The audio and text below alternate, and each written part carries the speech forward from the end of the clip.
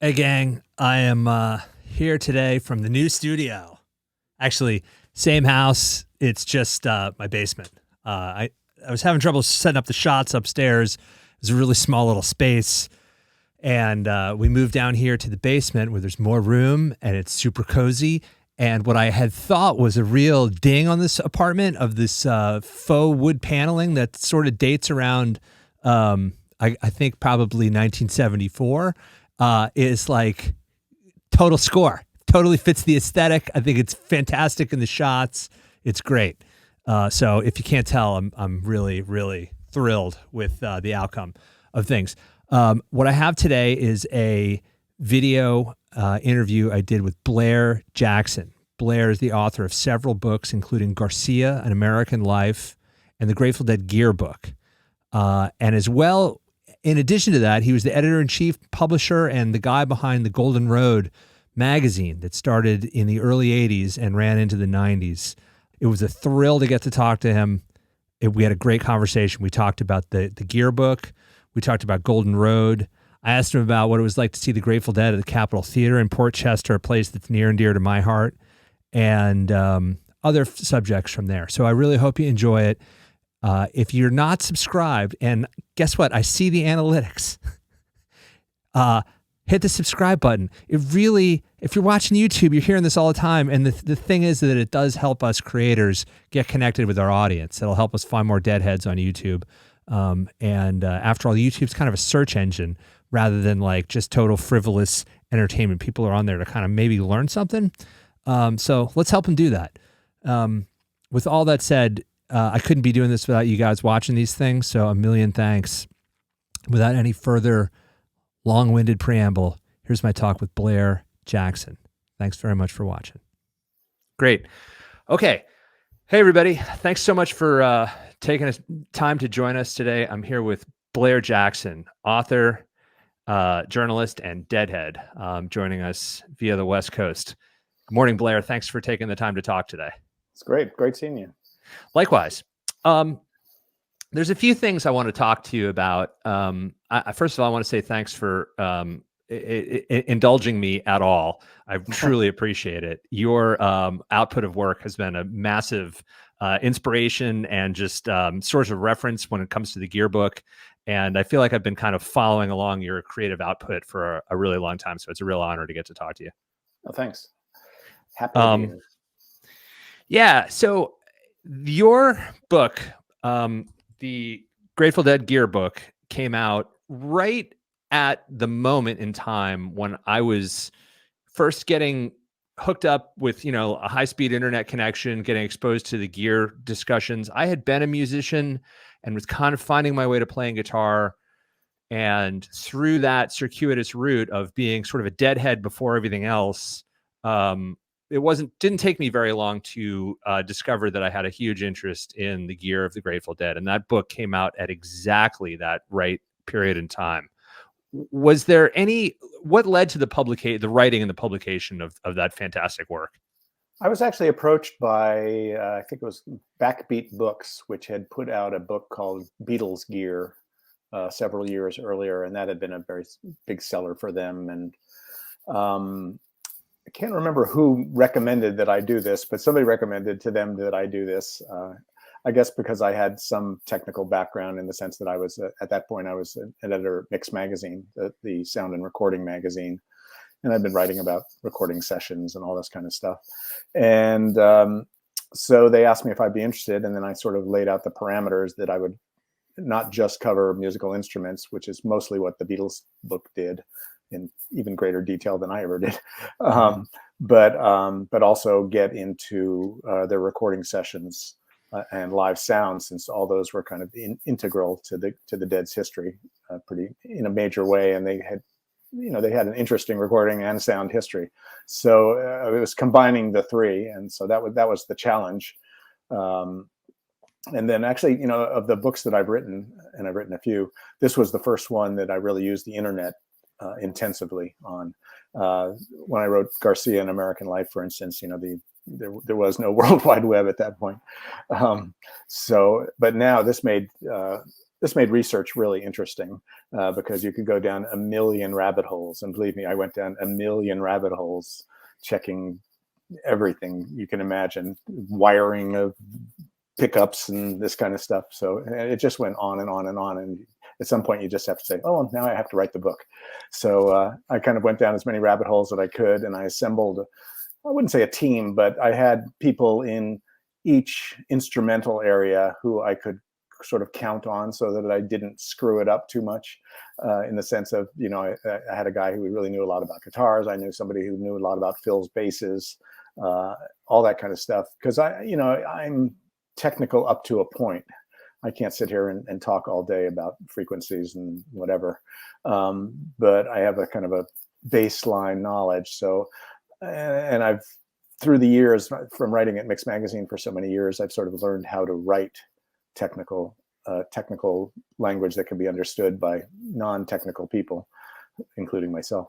So I kind of ran everything by a lot of people all the time, and say, is this the right way to put that? And well, no, that's not really the right way to put that. The way that really happened was, or people knew a lot of stuff. So it was, a lot of it was kind of knowing who to talk to and how to talk to them. It was a tremendous challenge for me, but it was also a lot of fun, because it is such an interesting story, and the interesting chronology of it is it kind of goes from the real infancy of live sound, for instance, all the way up to the Wall of Sound and through the Wall of Sound and to the present day and all that. So it was a fun story to tell, and also I followed the Beatles gear template a little bit in also describing the companies that made the different guitars and amplifiers and all that, and giving a little history on those, because I found that interesting too. Of well, here was this brand that was established in 1952, but they started making electric guitars whenever. So that was a whole nother part of the story that I enjoyed as a historian, because I guess I consider myself a historian more than anything. Yeah, it reads that way in terms of being like kind of a history foot forward. To contextualize, well, folks, today's show is brought to you by New Springfield Boogie. Check them out on their website, www.newspringfieldboogie.com, or Instagram. New Springfield Boogie, a melody of American counterculture that you can wear. Looking good never looked so good. Well, one of my kind of missions with this project is to sort of put some of these things in context in terms of what was happening in the Grateful Dead scene year to year. It's very easy to look back with all these years in the rearview mirror, and again with an internet connection and to have the entire catalog of live recordings available. It takes a lot of the mystery out of what happened when and where, but in terms of to contextualize it from the viewpoint of a Deadhead going to shows, were fans aware of these kind of technical exploits? I mean, obviously the Wall of Sound was sort of this physical manifestation of the Dead's fascination with sound. But was that a conversation you would hear at set break? No. Okay. I would say not until the Wall of Sound. I mean, when the Wall of Sound appeared, everyone talked about it. How could you not talk about it? Right. And, the Grateful Dead also did an interesting thing around the time of the Wall of Sound, which is when they had the Deadheads newsletter, which they started in whatever year that was, 72 or 71, I can't remember. By the time they got to the Wall of Sound, in the Deadheads newsletter, they actually sent out that schematic that everybody has seen a million times of what the Wall of Sound was. Is that where that originated? Yeah, that's where that originated. And described it and talked about how many amps there were and how many Macintosh amps there were, and all that kind of stuff, and really described it in some detail. So they were very proud of it, and I think that was one of the things that kind of blew everybody's mind. And I think I'm sure there have always been technically minded Deadheads who wonder, how does Jerry get that sound? And on that level, I'm sure there are people who, long before anybody was writing about it, we're trying to figure out, well, what is Jerry's chain, Sure. But I think, that again, part of what accelerated interest in that was when people started, when musicians started trying to play like Jerry, when the guys in Dark Star Orchestra or whatever, Right. would figure out the chain and use the exact equipment pretty much, Right. or realize that, what was the effect, what was that, envelope filter Right. effect, what was this and that. And so there were, I think there was always an underground, so to speak, of people who were interested in that. And I don't know if it's ever become mainstreamed particularly. I mean, it's not like Grateful Dead gear was a huge bestseller or anything like that, but there's definitely been a lot of interest through the years in their various technical pursuits. And I think that's also been helped by the fact that the rest of the music industry sort of recognized that the Grateful Dead had this interesting technical side and were pioneers in all these different areas. So it's gained a lot of respectability too. Yeah, that's true. Going from a musician standpoint, going into the practice room and say, I don't know, 1998 with your local indie rock band like I was doing and declaring yourself as a Deadhead was, you could sort of hear the needle scratch across the record. People, yeah, like people you were almost, any credibility I had up to that point sort of vanished out the window usually. Yeah. But now that tide has very much turned. That's a subject that I'm kind of interested in, although it's much bigger than, it's sort of a sociological question of like this rebirth of fascination with the Grateful Dead. What is the roots of that? I mean, I know a lot of people have a lot of different theories about it, but it really is a totally different world now than the one that I found myself in as a 25, 26, 27-year-old struggling musician. To admit that you like the Grateful Dead was really like super not cool. What era is this? After Garcia's passing, late 90s, I would say. I was 19 in 1995. And so I found myself playing with just basically no success, but being in the music scene in my little town, the second half of the 1990s. And then life kind of took over and I found myself on a different professional trajectory. But I always maintained this interest in the Dead and the sound. My first band experience was playing in a Grateful Dead cover band in high school. Really? Oh, cool. And what were you called? I can't remember what we're now. We played like one Battle of the Bands gig, and that was about it. But at any rate, we getting the sound was basically this impossible mystery of how do you sound like Jerry Garcia, because none of the combinations, when I would go to the guitar store of this guitar plus this amp, none of it equaled Jerry. Right. And it wasn't until reading your book and again, like the internet forums and so on and so forth, that this kind of recipe developed in front of my eyes.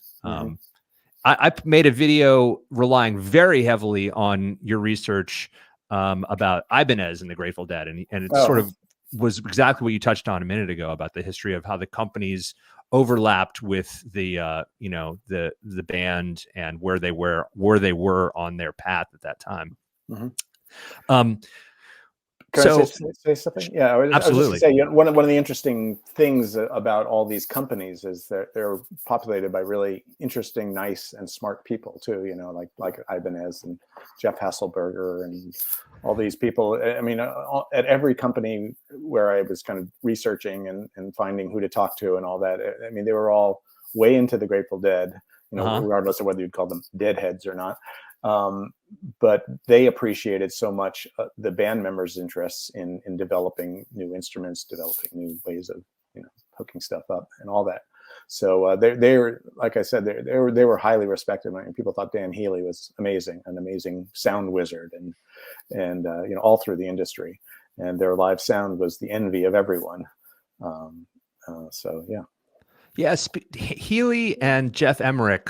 I speaking of the Beatles, I kind of think of those two guys as really kind of on another level of how they captured the sounds of the bands they worked with. Yeah. The journey would not have been the same, no question about it, without Healy being involved. Definitely not. Yeah. And the more I find out about him, the more all of the nitty gritty stuff of maybe the idea for Garcia's effects loop, let's say, Jerry thought of it. Your friend and neighbor, I think, David Gans, who I had a chance to talk to last year, he has an interview with him talking about how it was Jerry's idea, but really, I think it was sort of left to Healy to be the guy to execute the vision. Yeah. And Well, boy, did he do it well. Yeah. I'm always surprised though at how technical the actual band members were, how much they understood stuff. I mean, it's not Sure. like, I want something that sounds like so. I mean, they were way into it too. I mean, all the main guy, the three guitarists were all way into it. Yeah. Yeah, it's hard to kind of piece it back together over time, especially, like I said, I was 19 when Jerry checked out, so like I barely knew anything about anything back then, but he must have been a fascinating guy to talk to. When you were putting together your Garcia biography, did that overlap with that project? Totally happened after Garcia's passing, correct? Yes, right. Yeah. It was. I got a call from Viking Books asking me if I would do it. I said yes. Yeah, that was. I was doing all the interviews for that in '96 and into '97. So it was Jerry's death was still pretty fresh at that point, which was a really interesting time to write a book. Actually, I mean, there was still a lot of kind of grief in the air around him, and there were more than a couple of times when I was interviewing people and they would cry a little bit and shed a tear or whatever, and all the recollections were still mostly fond. I mean, he was a guy who people loved anyway, so it's not like it was hard to find people who recollected him fondly. But yeah, it was an interesting time to be doing that. What I know that from the photo record and just your output of work, that you were behind closed doors with those guys quite a bit. Do any favorite Garcia anecdotes spring to mind? Boy, I don't know. There are quite a few. The first two interviews that David Gans and I did with Garcia in April of '81, that was pretty special and spectacular because neither of us had spent any time with him extensively at that point. He was just so funny and lucid and smart and all the things you'd expect out of Jerry Garcia. He was for those interviews. But yeah, I mean, through the years, I interviewed him in a bunch of different circumstances, and sometimes I'd interview him in the office. When he was doing interviews for Built to Last in '89, I interviewed him. Regan, my wife, and I interviewed him in this little tiny equipment room at Front Street, which is like 3 by 3 or something. It was tiny, so we're like sitting on top of each other. And I interviewed him once with Paul Grushkin about the Art of Rock book, which was really a fun interview too, where we kind of paged through the book with him, and he kind of, that's a cool, I remember that show, and so that was a really kind of interesting and special experience. And I just had a lot of nice moments. I did an entire interview with him just about Pigpen. Oh wow! When I did a big Pigpen story for the final issue of the Golden Road, and that was a gas. I mean, he was if you got him going on basically any topic, he was an amazing interview. He always had lots to say and interesting perspective, and was very upbeat, and just a great interview. Yeah, he seems that way. All the recorded, I mean, I've been a little maybe obsessive about it, but like I've tried to consume as much of the interview content that I could find, and no matter what the circumstances, really, there's an interview floating around YouTube with on WMMR, which is, I'm from Philadelphia, so that's our local rock station, and it's after the gig at some '80s gig at the Spectrum. You know what I mean? Like, like my tiny little sliver of experience of playing in bands, like having to go out and be cheerful at 1 a.m. after playing the show, and all the things that lead up to playing the show, sound check, catering, all the stuff. It would really not be on the top of my list to go talk to some random DJ in the middle of the night. No, but he was, I never saw Jerry in a bad mood. I know others saw Jerry in a bad mood occasionally, but he would definitely knew what working with the press was all about, and he had something he wanted to get across, he would get it across, and he would answer any question you threw at him, which is always a boon. And not all people are like that, for sure. Right. I've learned. So. Yeah, it's funny. It's funny, isn't it? Because it's sort of the same thing coming up as a kid, as a Deadhead, kind of screwed me up for other musical live experiences. Oh You know what I yeah, mean? yeah, Like, wait a oh minute, they're yeah. not going to take a set break. I don't have 45 minutes to pace around and chew the fat with everybody, or like, Right, what the hell is happening? They play the same show every night. Are you kidding? You know, like right. those. That was one of my first great discoveries in the early '70s. After maybe I'd seen the Dead 4 or 5 times in like 70, 71. I saw them quite a few times in both those years. But I remember going to see 10 Years After, which is a band I really loved a lot, and going to see them twice, like 4 months apart or something like that. And they played the exact same show. I was like, what are they doing? Why are they playing all the same songs the same way? And it's like, I mean, I still liked it, but yeah, I didn't realize that what the Dead did was completely unusual. Right. Yeah. Yeah, I mean, now it's sort of taken to be an expectation if you find yourself in kind of hate the term jam band, but if you're in yeah, that yeah, milieu, like that is what you need to do, yeah, is yeah. follow You that footprint. you don't play the same set 2 nights in a row, Right. which I appreciate. So yeah, Yeah, absolutely. I mean, if I could make a living going to shows every night, sign me up. yeah, yeah, Um, yeah. Interesting. So one of the other topics I wanted to talk to you about, I have here my copy of Three from the Vault from the Capitol Theater in February '71. I think that you were in attendance for these shows. I was in attendance for 2 of those shows. That was such an interesting time for that band. I remember hearing, I think that you were interviewed on the Good Old Grateful Dead podcast with Jesse Jarno talking about these Right, shows too, if I right. remember correctly. Yeah, Um, yeah. I've been to the Capitol. Actually, spent New Year's Eve at the Capitol Theater with Dark Star Orchestra. And the Oh, thing I nice. like to think about when I'm in that room, which is kind of like, I feel like maybe the Cooperstown mixed with I don't know what for Deadheads. It's like a wax museum kind of come to life. Um, like this is the room where Loser was played for the first time, Right. and Birdsong and the Beautiful Yeah. Jam happened here, and all these kind of Right. crazy, amazing things happened in this room, and those 7 guys, I guess, were on that tiny little stage down there. Hmm. What are your recollections from seeing the Dead there in 1971? Well, I saw them there in '70 and '71. It was the '71 shows were actually, I think, the first time I went to 2 shows in a row. But yeah, I remember going to buy tickets, missing an important intramural basketball game I was supposed to be part of, so I could go line up to buy tickets for it for 2 shows. Get tickets for 2 shows. I love those shows. You know, it was interesting because I was a real Mickey Hart fan, as everybody was a real Mickey Hart fan. And when Mickey sort of wasn't there, I thought that was quite unusual. Like at the Capitol Theaters, I think somebody once wrote in a book. You know, it was his grandparents or somebody used to sit off to the side of the stage in lawn chairs at the Capitol Theater and watch the Grateful Dead play. I can't remember who it was, but it was somebody connected to the family. Anyway, I just loved the 2 drummer thing. They were the first band I ever saw that did that. And so, you know, there was the first thing was, where's Mickey? But, you know, instantly forgot about it in the onslaught of new material. The thing about all the new material, aside from the fact that almost everyone ended up being a classic, you know, that we love today, is Right. Every time I had seen the Grateful Dead before then, which was, you know, maybe I think I saw them 6 times in 1970, and these would have been my first 2 shows in '71. Every time I'd seen them, they'd played not just completely different material, but mostly a lot of material I'd never heard before. You know, I mean, all these weird cover tunes they did. Well, I didn't have any tapes at that point. Right. All I owned in 1970 was, I guess originally I just owned Live Dead and Oxomoxoa, and then I went back and bought Anthem and the first album. So that was it. That's Right. all I had.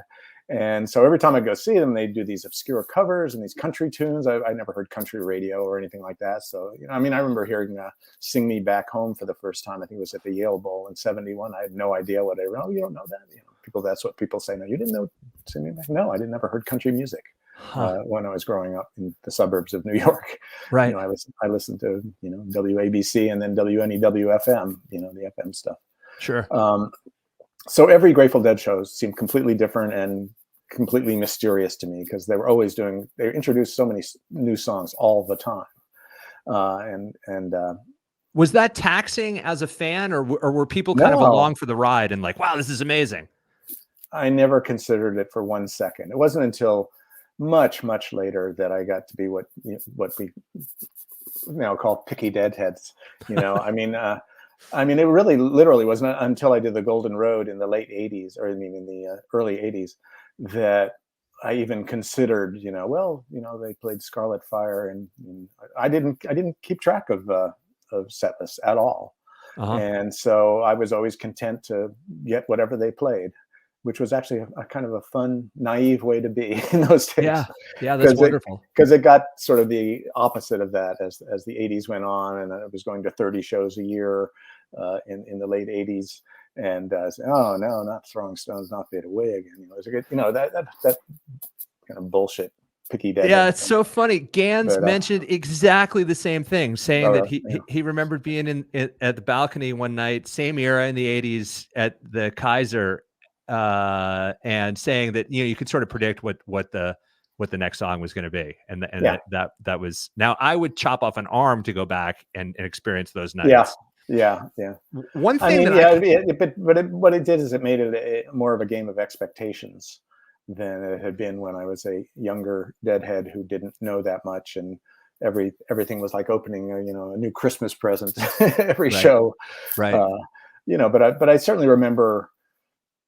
I mean, I was deep enough into the game that, like, I remember the amazing first show where I heard, Fire on the Mountain, which was actually the first time they ever played it, which was the 3/18/77 show at Winterland, and it was, I remember that the moment in the first set when Jerry turned on, his envelope filter wah thing uh-huh, during Sugaree in the first set. And I said, "What is that?" And then it comes back the next set for the first Scarlet Fire ever. I mean, they'd been playing Scarlet, but not Fire. right. And I just, you remember stuff like that. And I remember Fillmore stuff, even though I didn't know a lot of those songs really at that point. In 1970, it wasn't until later when you could actually see song lists for the shows that you went to that I sort of got a sense of the enormity of what I was seeing or not seeing, Right. that kind of thing. But I had a pretty good run, I guess. Yeah, I would say I kept going. so. I kept going back. Yeah, yeah. It has a tendency to do that to people. But The at the same time, though, I mean, some people sometimes say, "What's your favorite year of Grateful Dead stuff and all that stuff?" And 73 seems to be very fashionable right now, and I love 73. But I've been saying for years, kind of, I think 72 overall is kind of my favorite Grateful Dead year huh. of music. And I saw the Grateful Dead once in 1972, just because the way life turned out, that year. I saw them Yeah. at Roosevelt Stadium. I think that was my only show. Oh, okay. I was Um, going to guess the Academy run before they went to Europe, but No, that yeah. I never saw the Academy. No, I didn't even know about that kind of stuff. I only heard about shows through the Village Voice or the New York Times in those Oh, days. okay. There was no. I didn't know any Deadheads. Literally, I know none. There were a couple of people in my high school class that I would occasionally go to shows with, but we were there was no way to follow stuff Right. really that I was aware of. Right. So the Academy shows would have happened without me knowing a single thing about them. Otherwise, I probably would have tried to go, I'm sure. Yeah, what a fascinating juxtaposition of eras where it's literally at my fingertips now where all my favorite bands are Yeah. tonight. And Right. now and not on top of that, like their social media output is such that like you're constantly kind of engaged or reminded about Yeah. Yeah. how you could be spending your entertainment dollars. But yeah, that's Right. fascinating. I mean, that I love the Dead in transition. So I agree with you that 73 is a pretty fashionable, pretty in thing to say right about now. But like when Keith is brand new, it's interesting. And when Yeah. Brent is brand new, it's interesting. And to an Mhm. extent, when Vince was brand new, I thought so. like there was sort of stirred this weird Mhm. elixir into it. There's Yeah. I've been fond of listening to the rehearsals when they're getting Vince spooled Mhm. up before they hit the road in September. And there's a phenomenal version of Goodnight Irene with the entire Really? Grateful Dead playing Oh, it. I haven't heard Garcia is shouting out the chords, that. and it's upbeat, and it's like, man, why didn't they play this? Like it was Yeah. fully formed. It would have been Huh. like a great first set closer, kind of like where Interesting. Don't Ease Me In could Don't have ease gone. me in. Right. Yeah. Yeah.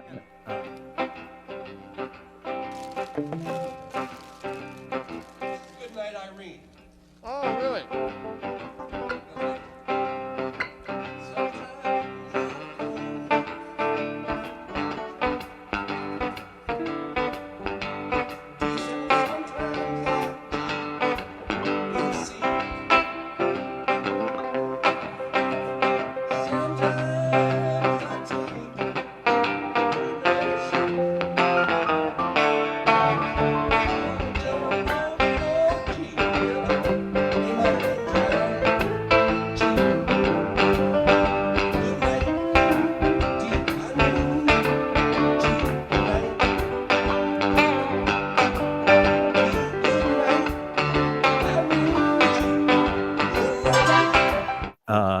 Yeah, I Anyway, mean, I liked all the different changes. To my dying day, I'll be a supporter of Vince. I thought Vince. I know a lot of people don't like his vocals or thought what he played was cheesy. I think he was a victim a little bit in the early days of not having good sounds being fed to him. right. You know, he was kind of learning that whole system, and he would basically, Bob Brela would send him something and say, "Hey, here, play this." So he'd Yeah. play that, and it took them a little while to get that right. So, if you're judging it by his sound on the what was it, the October '91 run? I can't remember if it's October, the Madison Square Garden run, which is how a lot of people seem to judge him. Yeah, those weren't. He was kind September. of Yeah, September 9, 10, September. 91. Yeah, Yeah, right. right. People say, "Oh, he's too loud." Okay, that's not his fault, and his sounds are kind of cheesy. Only partially his fault. But I thought he developed into a pretty good player, and actually he developed into a great player after the Dead were gone. I thought Missing Man Formation was a really good band, and he sounded fantastic in that. Yeah, he was very, very talented. The totality of my experience seeing the Grateful Dead live was with Vince. I never saw Brent play with them. I would have been too young. I started seeing them when I was 16, so that was 1992.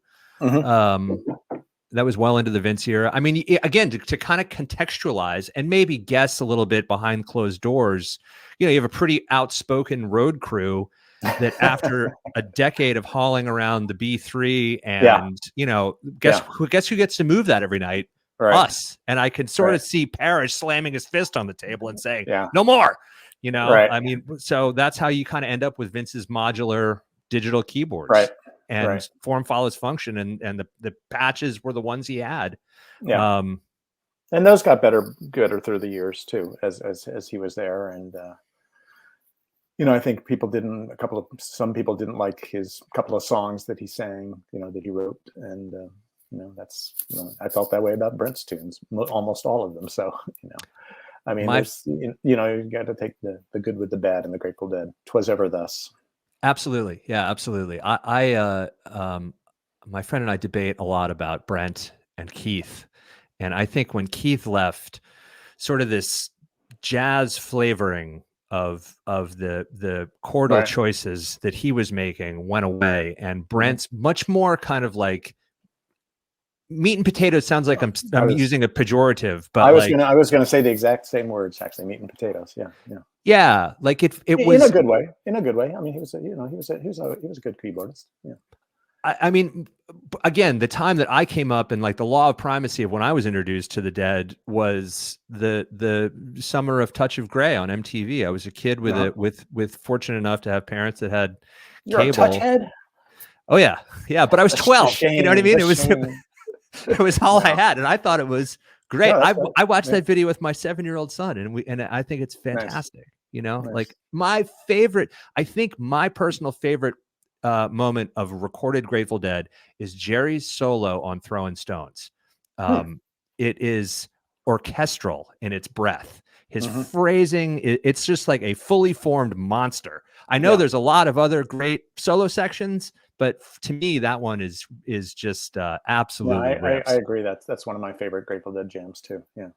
Yeah. That if I could be a fly on the wall at the Marin Vets when they're rehearsing and hitting the record button for that album, that's a time and place that I would be very happy to go back to. Can we talk about the Golden Road? Because I feel like that's a huge important part of your output. What led to that? Well, what led to it was that I had done a book called The Music Never Stopped, which came out in 1983, which was really it was the first, I would say, coherent history of the Grateful Dead. I did it for Delilah Books, and it did pretty well. But I got an amazing amount of mail about it, which was cool. And there was so much interest in it, and the fact that I had kind of over-researched it and then had to cut down all my research down to X number of pages. I thought, well, maybe I should do a Grateful Dead magazine. It was at a time when Relics I had never been that much of a Relics fan at all, to be honest. although they had many good things in there. They had lots of really good interviews with band members and stuff like that. But there's something about it that seemed a little too New York for me, or too something. It was kind of like the skulls they used in their artwork, were kind of the aggressive bikery skulls, which I never liked. I always thought of the skulls as kind of being trippier. But anyway, I don't know. I just thought, well, I'm out here. I'm a Deadhead. I know people in the scene. I know people in the Grateful Dead office.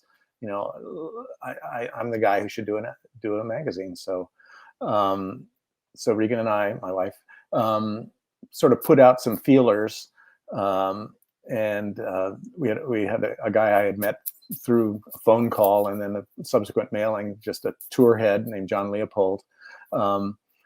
I contacted him and said, hey, we're thinking of starting this Grateful Dead magazine, but I want to put out a leaflet about it. Will you distribute it at some shows back east? And we had decided that, well, if we get a good enough response, we'll do the magazine. And we got a great response.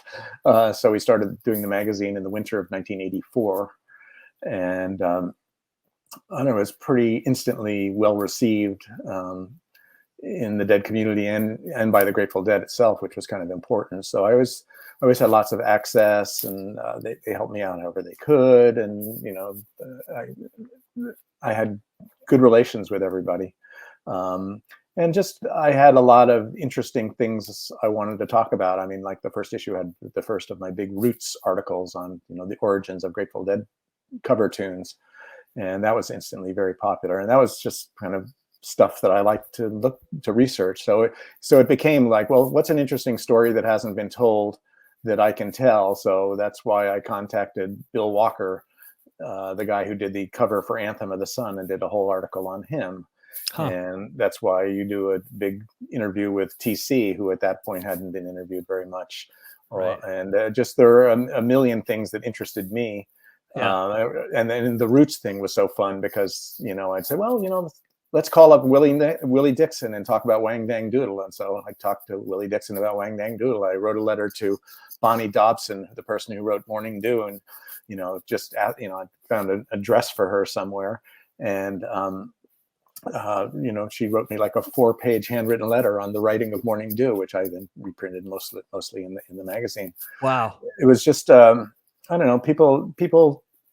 If you can show that you're serious and not exploitative and are trying to do something good, people will respond to it. And that was definitely true in the Grateful Dead scene, where there was a lot of kind of noise about the Grateful Dead and their fans, and that the mainstream press was never very kind to them.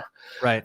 So they found in me a person who was somewhat on their wavelength and certainly sympathetic to what they were doing, and had enough knowledge and a viewpoint that they got to express themselves through me to what things they wanted to say. So, and then later on, as the magazine kind of grew and expanded, the Golden Road became a place where Cameron Sears, or whoever their manager of the moment was, would say, well, let's talk about what we can do to rein in the fan behavior outside of shows and all that kind of stuff. So it became it became a message board in a way. But the other thing, we had a lot, I always tried to, in most issues, I had what we called the humor page, and we would make fun of them relentlessly and mercilessly, and they loved it. They really loved it. So. Yeah, that's fascinating. So you touched on a bunch of stuff that a bunch of threads in there that I would love to pull apart a little bit. One is exactly what you just said there at the end about being interested. That's exactly what I'm trying to do with this project. Mm-hmm. People that have been kind enough, I used to listen to the Grateful Dead Hour on my Walkman after bedtime at my parents' house, and then fast forward to last January, I find myself in David Gans's living room talking about Dark Star with him. Uh-huh. And it just thrills me to no end that, first of all, you guys are as open as you are about this stuff. If you're willing and serious to ask questions, it's so great to be able to kind of like air out some of these things that have been rumbling around in my head for decades now. Uh-huh. And really, the thing that's unusual for somebody my age and in sort of this more sanitized era of rock and roll, you guys kind of walked as faces from the crowd out into the front office at Front Street, and that is something that I think is singular to that band in that time.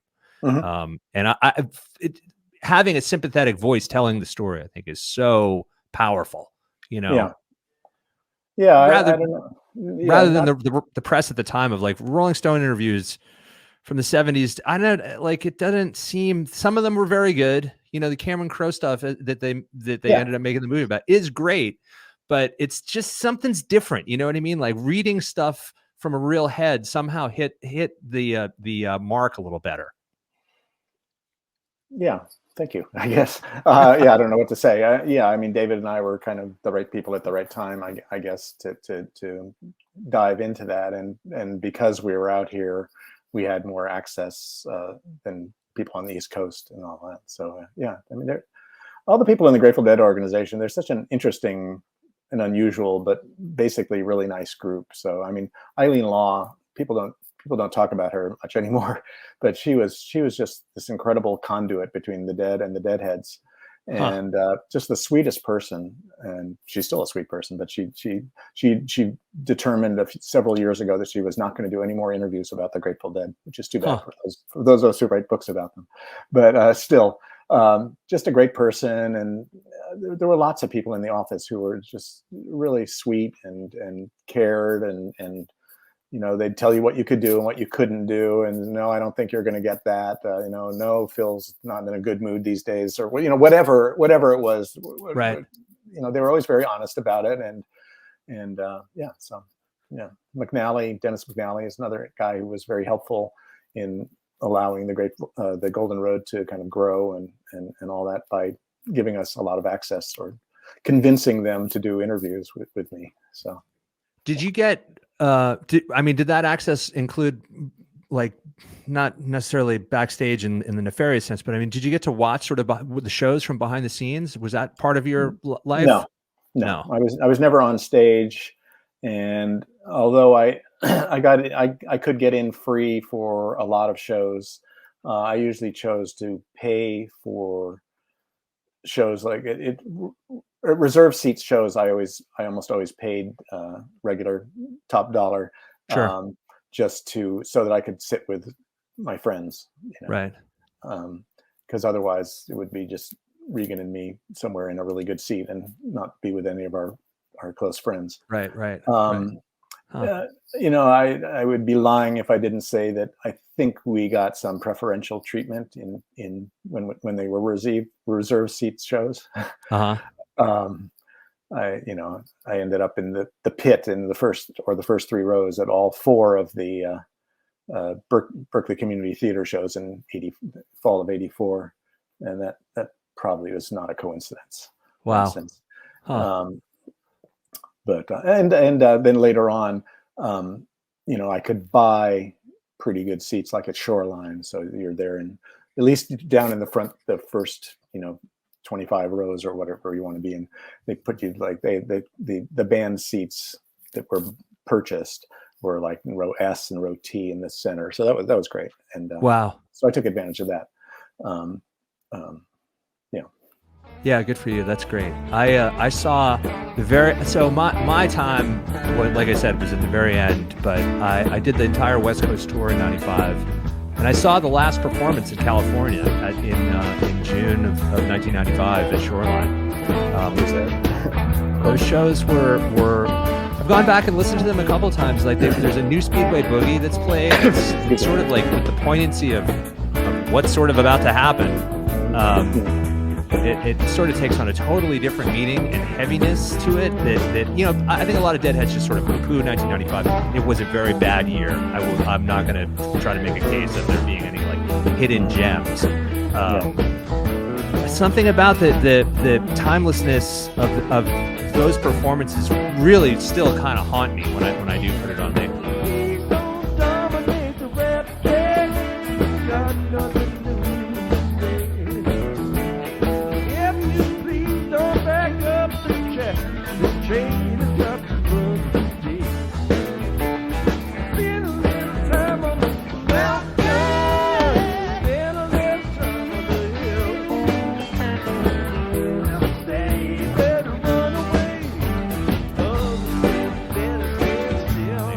the last night with Broke Down, and Yeah. the lights stayed off. The band left the stage. I thought they were going to come back and do Bid You Goodnight, but they didn't.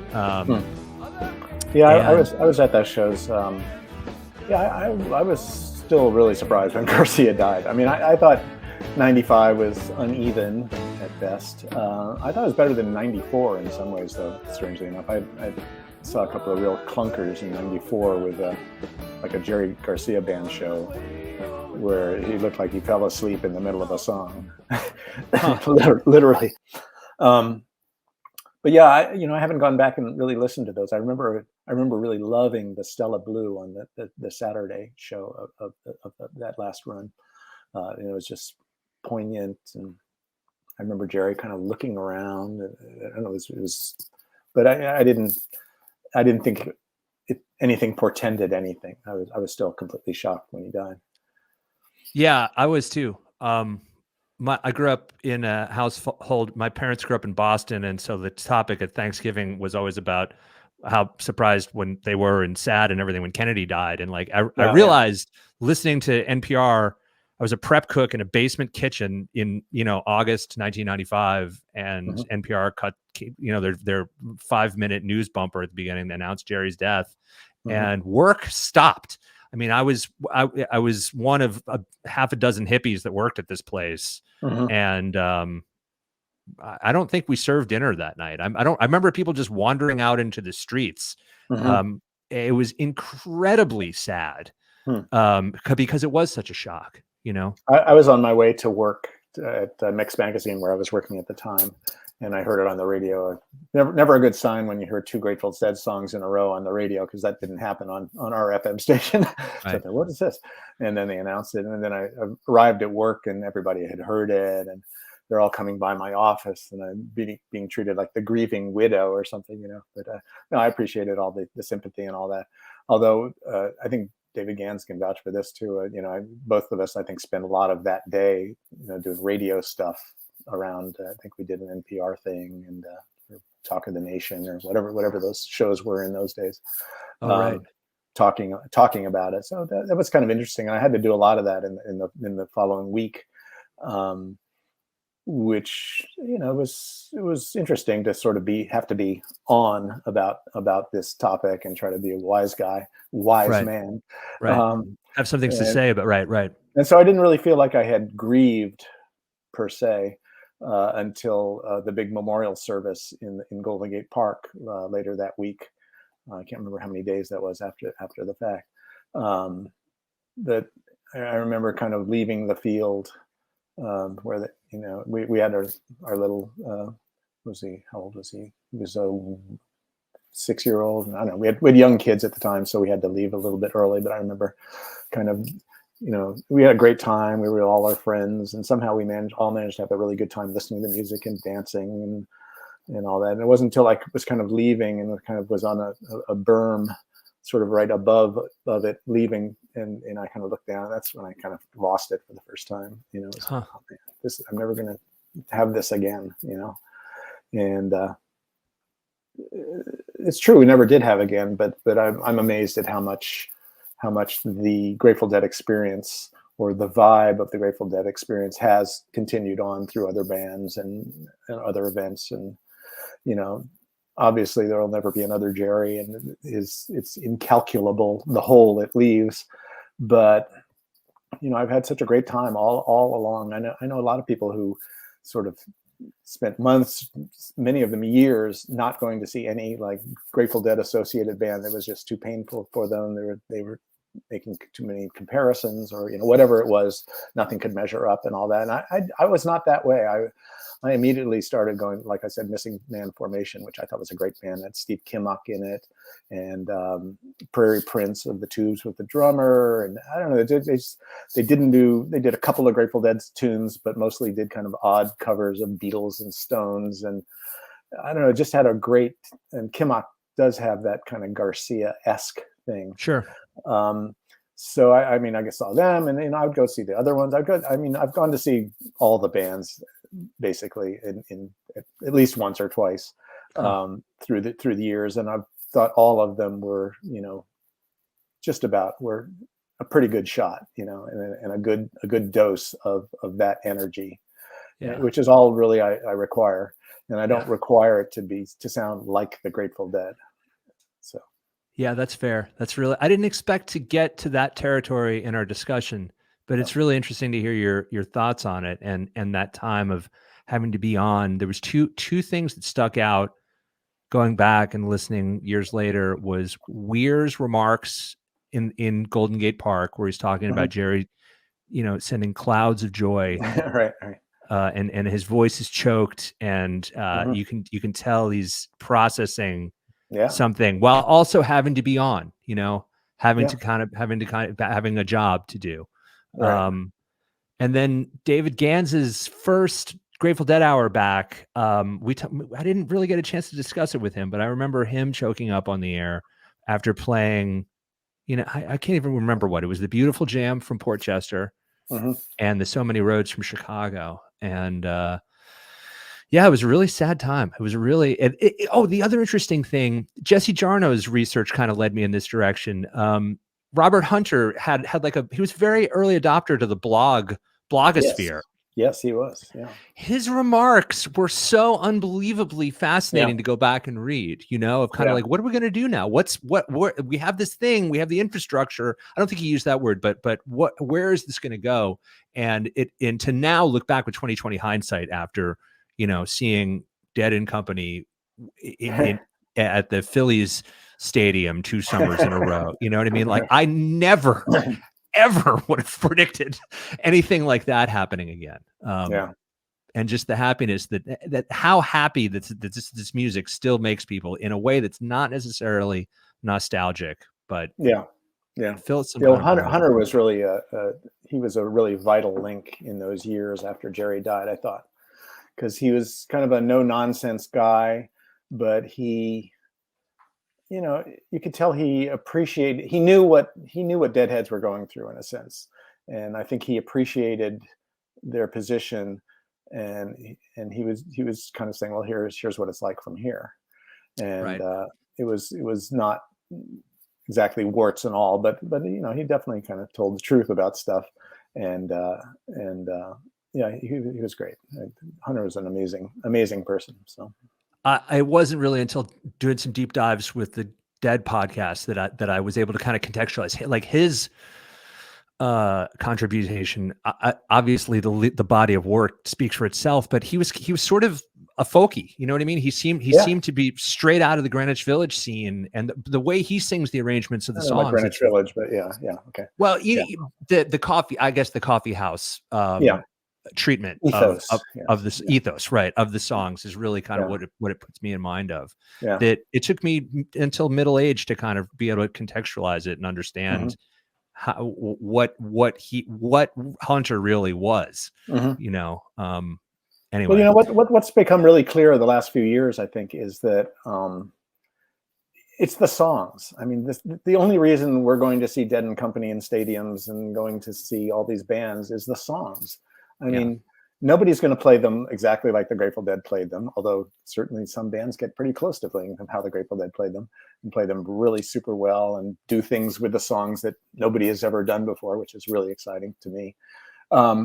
But, we wouldn't be going if there wasn't this incredible body of songs that we want to hear over and over again, because they're all still meaningful to us. They all take us to different places at different times. You never know when a song is going to suddenly reach out and grab you on the shoulder and say, hey, remember, this line, what this is about? This is about you, or something like that. I mean, there's a lot of that. And I think it's great how many people are covering Grateful Dead tunes and doing whatever they do to them. It's just, and that's Hunter, that's really Hunter. I mean, they're great melodies and bridges, and the jams were incredible and all that kind of stuff. But that'll only take you so far, and that's why it's always been about the songs for me, really, in a pretty fundamental way, and that's like 90% Robert Hunter. Yeah, I agree. It was totally singular. There's never been another version of that. There's other great songwriting teams, but it's something about the two of those guys together as a unit. Really is like I said, fairly singular. Well, I could probably keep talking to you all day. We're coming up on an hour. I'd like to say thanks for your time. Okay. Well, It was a thanks for total. having me. Yeah. There's a million more questions. I don't know if you'd be open Okay. to doing this again. Absolutely. Sure.